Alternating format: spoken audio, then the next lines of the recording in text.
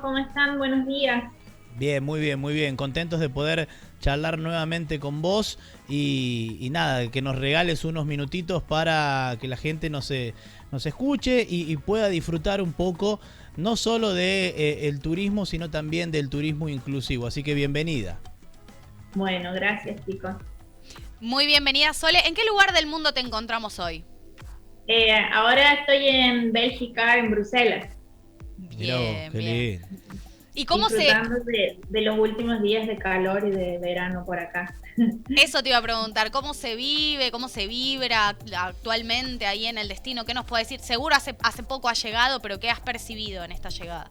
Sí, bueno, mira, estoy aquí desde el miércoles pasado, he llegado aquí a Bélgica, la verdad que un viaje bastante largo, ¿no? Y estresante, porque por el tema de los controles que hay actualmente, ¿no? Por el tema sanitario, controles bastante estrictos, por lo menos para llegar a Bélgica. Yo tenía un vuelo vía Madrid.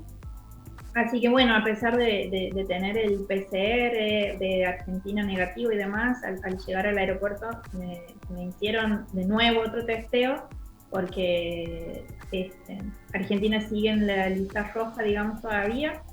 Así que bueno, como de todas maneras estoy vacunada, además, solamente tuve que hacer 4 días obligatorios de cuarentena. Mira. Bueno, ya se han terminado por suerte porque no podía salir y te vienen a controlar a la casa también, así que bueno, el día que me tocaba también dejar la cuarentena, también ha venido gente del gobierno para corroborar que haya estado aquí. Y me toca hacer un próximo testeo el 8 de septiembre para ya que concluya el proceso, digamos, que te hacen al día que llegas y a los 7 días.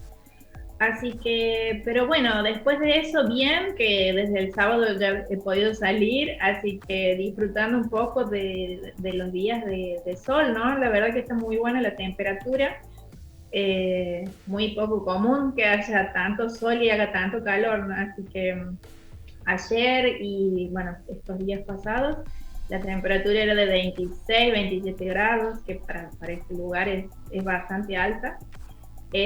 Así que bueno, bien, disfrutando un poco antes de volver, de retomar Bien. a Inglaterra, que es a donde voy, ¿no? Que es el destino final, digamos.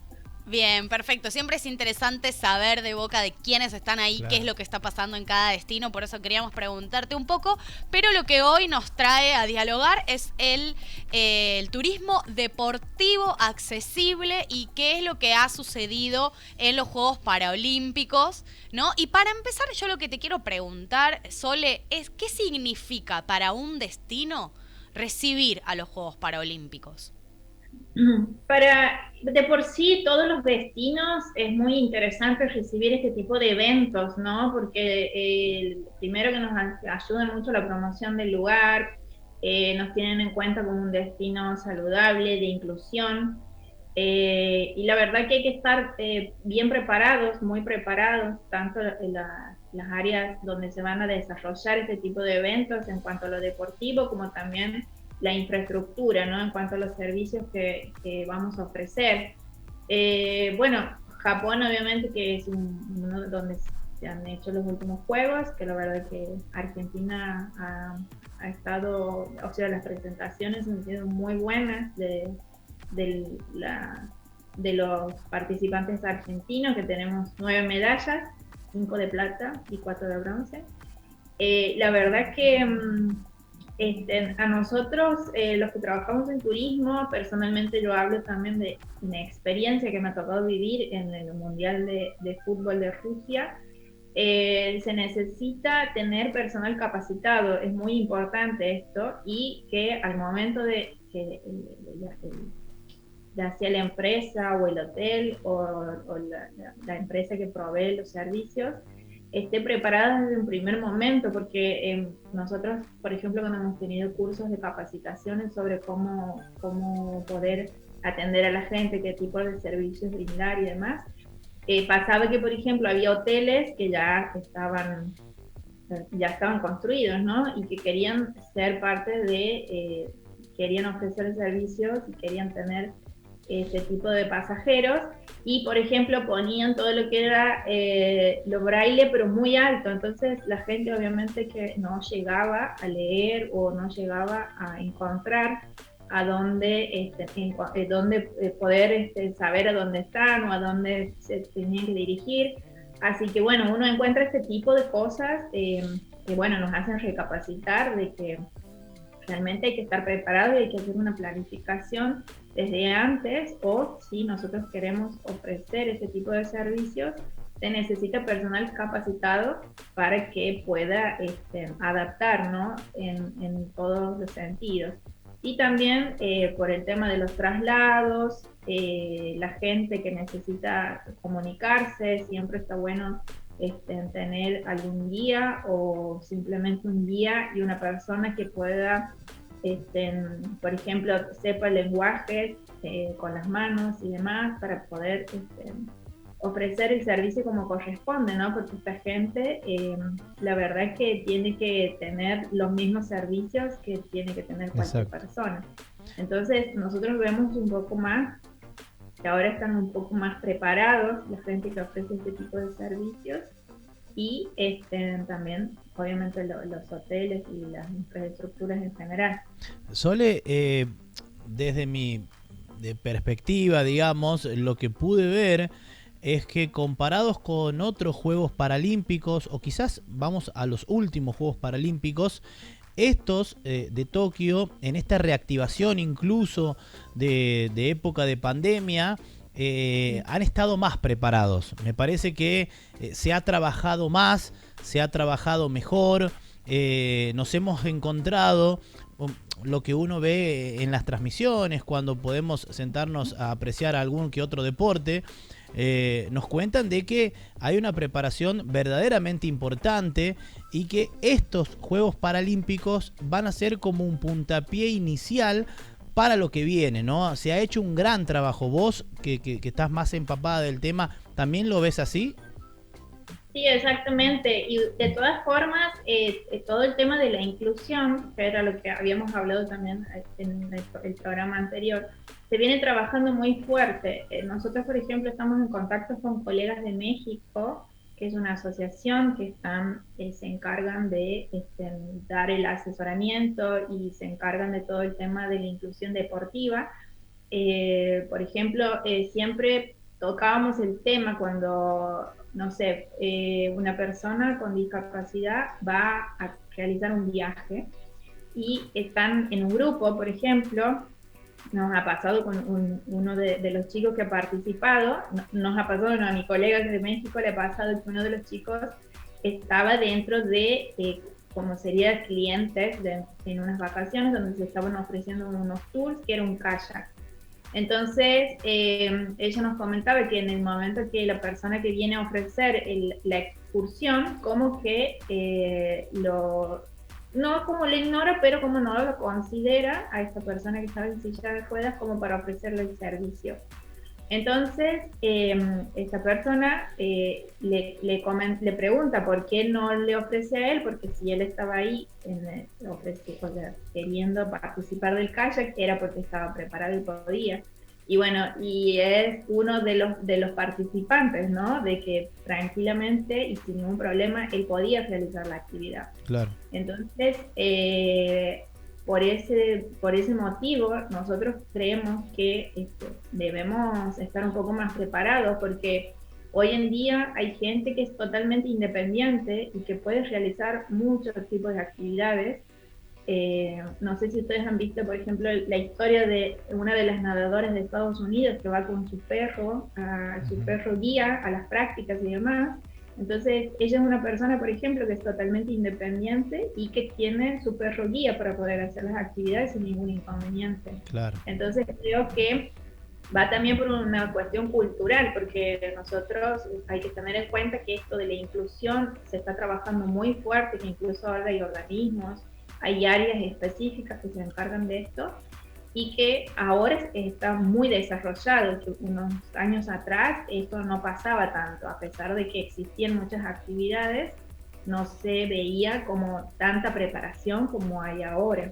Claro, exactamente. Y si uno analiza en esto de ponernos a comparar, ve el medallero de los Juegos Olímpicos y ve el medallero de los Juegos Paralímpicos, los países que lideran son los mismos, porque quizás pueden cambiar un poco de posición, el primero el segundo el tercero, pero China, Reino Unido, Estados Unidos son tantos en los Juegos Olímpicos como en los Juegos Paralímpicos los que lideran también el medallero. Argentina, por ejemplo, hablando de Sudamérica, Brasil es el mejor país en el medallero, terminó, si no me equivoco, séptimo.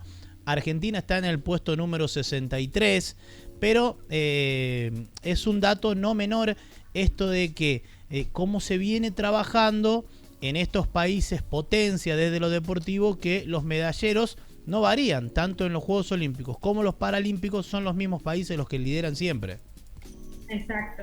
Sí, de todas formas también hay que tener en cuenta que estos países, por ejemplo, no todos, pero muchos países de Europa y de Estados Unidos, por ejemplo, ellos dan la oportunidad de que haya personas con este tipo de discapacidades que puedan tener un trabajo como lo tendría cualquier persona normal. Uno, por ejemplo, cuando va a los parques, bueno, no voy a decir el nombre, pero cuando va a los parques en Orlando, los parques de diversiones, uno puede ver que hay gente discapacitada que está en la parte de atención al cliente, que te acompaña si tienes algún tipo de problema. O sea, es ya como una cultura un poco que está más desarrollada. Entonces, la mayoría de los lugares tiene este tipo de adaptación, ¿no? Para estas personas. Entonces, bueno, creo que a nosotros nos faltaría también como desarrollar un poco más este tipo de cosas. Yo hablo personalmente, yo he tenido una operación hace un par de años donde tenía que utilizar muletas, ¿no? Para poder caminar y demás.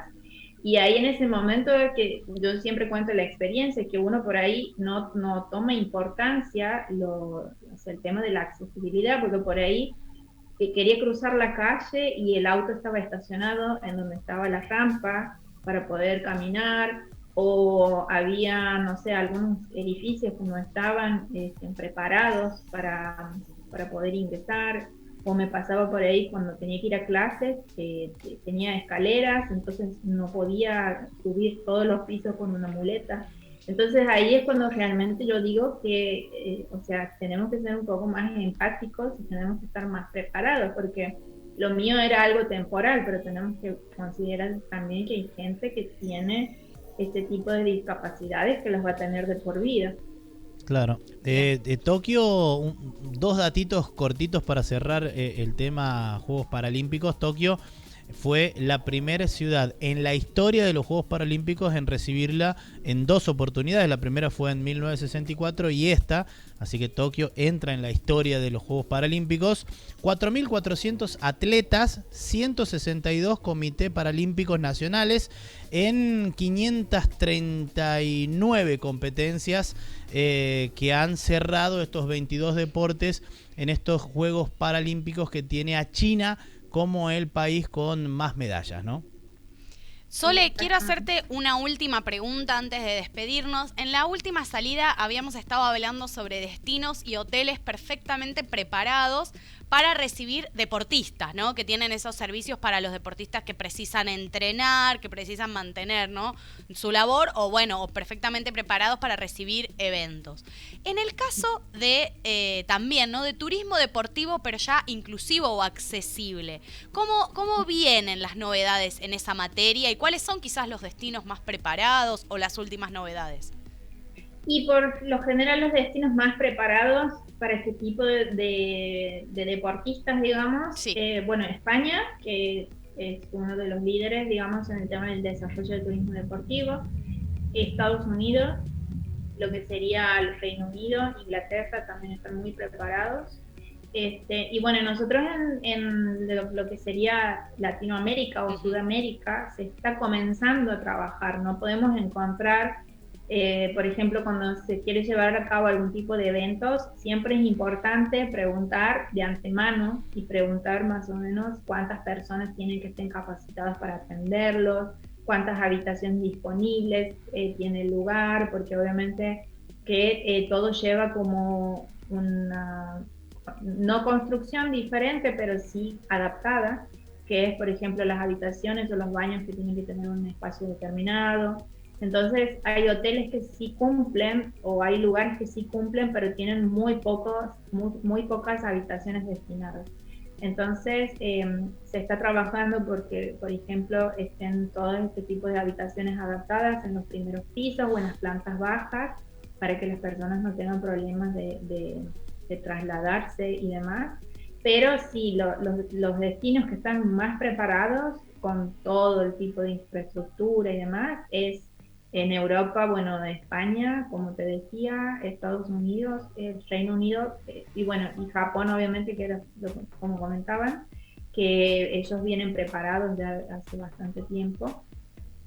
China también está muy preparado, pero no es tan considerado como un destino tan turístico, ¿no? Sino que es algo que haya algún tipo de evento en particular o por negocios, que generalmente todo lo que tenga que ver turismo de reuniones o de eventos, China es muy fuerte porque tiene la mayor cantidad de ferias internacionales. Pero obviamente que también es un destino que está muy adelantado con el tema de la inclusión y demás. Aquí, por ejemplo, el transporte público, cuando uno para, por ejemplo, un bus, un colectivo, como le decimos nosotros, tiene, por ejemplo, como el chofer ve que es una persona que está en silla de ruedas y tiene una rampa que baja para que la persona pueda subir, estaciona más cerca de los cordones. Entonces ellos aquí, por ejemplo, están muy preparados para ese tipo de cosas, que la gente no tendría ningún problema de poder utilizar el transporte público. Bien, perfecto, perfecto. Bueno, muy, muy interesante la información. Es un turismo muy puntual, ¿no? Muy específico y, como vos dices, en constante desarrollo actualmente. Por suerte existen todas estas redes, ¿no? Y se pueden conectar los destinos para poder aprender y mejorar. Muchísimas gracias, Soledad, por estar una vez más con nosotros, por brindarnos tu tiempo y traernos toda la información. Bueno, gracias a ustedes, chicos, que tengan un buen día.